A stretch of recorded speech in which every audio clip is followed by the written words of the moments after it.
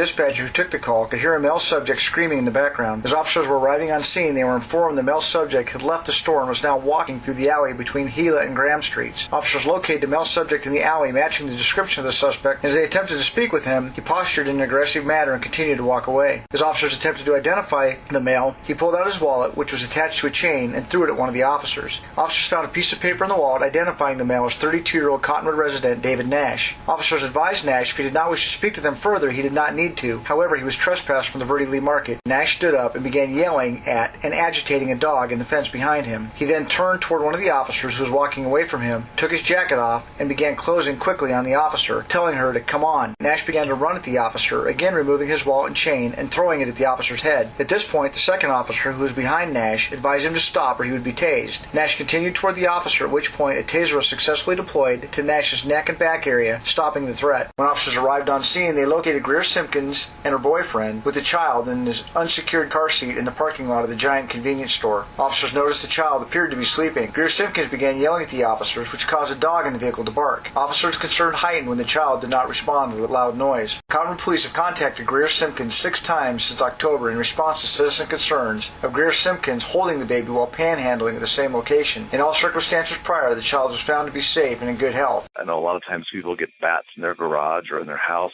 or you might see a dead raccoon or skunk or fox. We seem to see a lot of those. Quite often you'll see them dead because of rabies. They get rabies and then they wander out onto the highways and get hit. If an animal is acting unusual, just really strange behavior, doesn't look well, it appears sick, give us a call right away, and we need to get out there and kind of assess what's going on. A lot of times when you encounter wildlife, they're just going to run off. They don't know what we are. They're scared. If you have a pet with you, sometimes that will scare wildlife off. And in this case, we had an animal that just didn't seem to be really afraid of people. Carry a form of protection, such as a walking stick or pepper spray, just to keep the animals away. Wild animals will typically run away from you. And so if they're coming after you or they're acting strange, that's a pretty good indication that something's wrong and you should avoid the area. Mountains around Flagstaff, highs, it looks like going to be in the low 30s and lows in the mid 20s to even cooling off with these mech systems with their brakes. It looks like in the upper teens. We have about 67 or so snowplows in this area up in here, so they're all going to be out doing their routes and trying to keep the roads clear of snow and ice. Our crews are up here. They're ready to work around the clock and keep the interstates and state highways open. If you're up here and you come into a snowplow, just make sure you stay back from the snowplow at least 4 car lengths and just give them room to work and clear the road of the snow and ice.